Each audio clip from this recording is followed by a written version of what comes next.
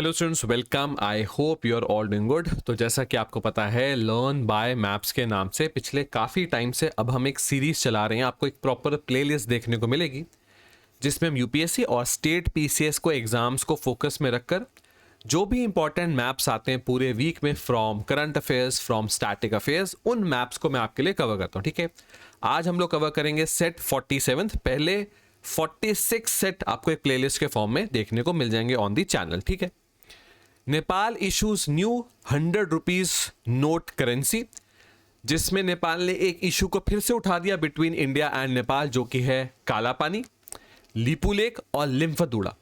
मैं आपको बताता हूं, ये सबसे पहले शुरू हुआ था जब नेपाल में प्राइम मिनिस्टर थे केपी शर्मा ओली।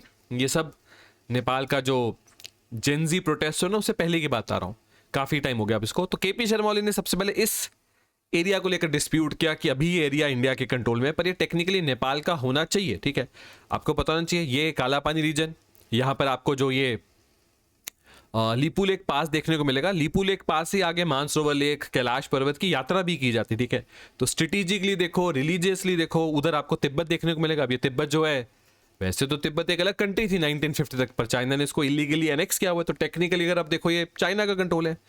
तो एक ट्राई जंक्शन बनता है जो अभी तो इंडिया के कंट्रोल में, पर नेपाल क्लेम करता है, और उन्होंने अपने रिसेंटली जो 100 रुपीज का नोट है उसमें जो मैप बनाया, उसमें इस पूरी टेरिटरी को, काला पानी, लिपू लेक, लिम्फादुड़ा को अपना पार्ट दिखाया। देखो, नेपाल और इंडिया दो ऐसी कंट्रीज है जो एक दूसरे के साथ रोटी बेटी का रिश्ता शेयर करते हैं। मतलब लोग नेपाल से इंडिया, इंडिया से नेपाल टू अर्न करने के लिए जाते हैं, और शादियां भी होती हैं।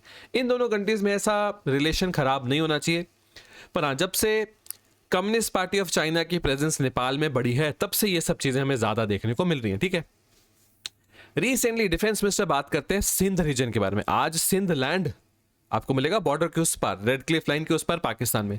पर सिंधी फूड, सिंधी कल्चर, सिंधी लोग आपको इंडिया में बहुत ज्यादा देखने को मिलेंगे। तो आपको पता है, बिल्कुल यहां पर, बिल्कुल इस एरिया में आपको देखने को मिलता है sir creek, which is disputed between India and Pakistan. Pakistan sir creek के उस पार काफी मिलिट्री इंस्टॉलेशन बढ़ा रहा है। तो recently defence minister Rajnath Singh ji गए थे सिंधी कम्युनिटी के एक इवेंट में। उन्होंने बात करी कि हाँ, आज सिंधी लोग हैं इंडिया में, सिंधी फूड है, सिंधी कल्चर है, बस सिंध लैंड नहीं है। और कहीं ना कहीं पाकिस्तान को एक वार्निंग देते हुए कि अगर कोई भी मिस एडवेंचर करोगे तो सिंध को इंडिया का पार्ट बना लिया जाएगा, क्योंकि सिंध का कल्चर आज भी ज्यादा इंडिया से जुड़ा हुआ है as compared to Pakistan. Russia Ukraine war पता नहीं कितनी बार डिस्कस किया गया, बस अभी रुकने वाली, अब ये हो जाएगा। पुतिन और ट्रम्प की मीटिंग अलास्का में, सब कुछ, पर उसके बाद भी फाइनली वॉर नहीं रुकी। अब इस वॉर को अगर ये फेब 2026 तक खिंच गई, 4 साल पूरे हो जाएंगे। हाँ, इसको लेकर एक ड्राफ्ट बना यूएसए में, आजकल बहुत डिस्कस हो रहा है। ये वो सारी टेरिटरीज है जो आज तक रशिया ने वॉर में आप कह लो जीती। ठीक है, 4 साल के हिसाब से कोई बहुत ज्यादा लैंड नहीं जीता। इस ड्राफ्ट में एक बड़ी इंटरेस्टिंग चीज लिखी हुई है।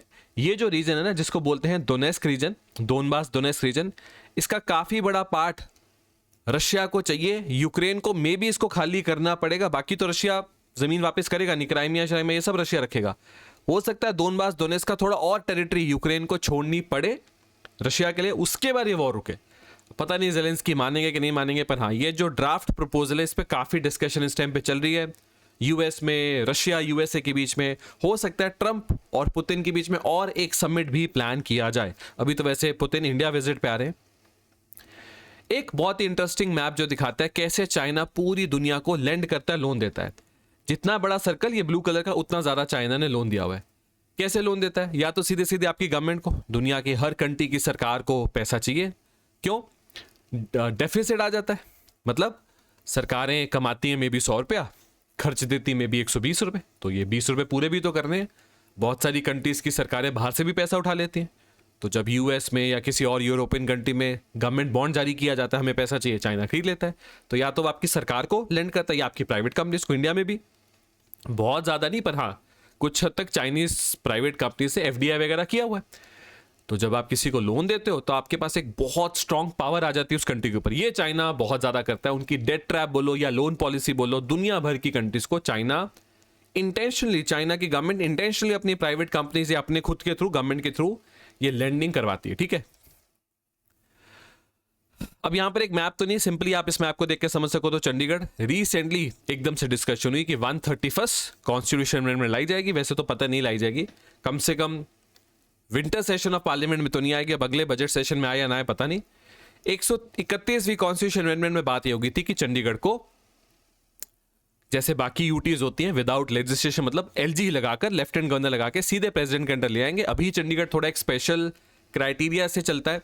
चंडीगढ़ में एलजी नहीं होते, एडमिनिस्ट्रेटर होते हैं जो टेक्निकली पंजाब के गवर्नर ही होते हैं। तो अभी चंडीगढ़ पे पंजाब का काफ़ी कंट्रोल है, सेंटर का कुछ हद तक कंट्रोल है, और बहुत थोड़ा सा हरियाणा का कंट्रोल है, और बहुत ही माइनर सा हिमाचल का। ठीक है, वो कोशिश कर रहा है हिमाचल कि उनका भी कंट्रोल आए। अगर ये कॉन्स्टिट्यूशन अमेंडमेंट आती 131 तो चंडीगढ़ पे बहुत ज़्यादा कंट्रोल होता है सेंटर का, पंजाब का कंट्रोल काफ़ी कम होता है, हरियाणा का शायद ज़्यादा चेंज आता है, और हिमाचल का तो चलो है ही नहीं। पंजाब ने बहुत ज़्यादा अपोज किया इसको। उसके बाद अभी के लिए सेंट्रल गवर्नमेंट ने बोला कि 131 कॉन्स्टिट्यूशन अमेंडमेंट हम इस विंटर सेशन में तो नहीं लाएंगे, अगले मॉनसून में आए, सॉरी अगले बजट सेशन में, मॉनसून सेशन में, अभी तो नहीं पता। ठीक है, साइक्लोन दितवा ने बहुत ज़्यादा डैमेज किया श्रीलंका को। उसके बाद इंडियन कोस्टल ईस्टर्न स्टेट्स तक भी वो पहुंच गया, तमिलनाडु, आंध्र प्रदेश। हमने अपनी तरफ से relief mission HADR humanitarian assistance and disaster relief mission शुरू कर दिए हैं। हमने अपनी तरफ से ऑपरेशन सागर बंधु शुरू कर दिया। कोशिश कर रहे हैं हम हर तरह से रिलीफ पहुंचाने की टू श्रीलंका। ठीक है, ये सारे इंपॉर्टेंट मैप, सारे इंपॉर्टेंट डिटेल्स थी इस पूरे वीक में from the maps of current affairs and static affairs. मिलेंगे अपने ऐसे ही सेट 48 में, तब तक ले thank you and have a very successful day. Thank you students, thank you.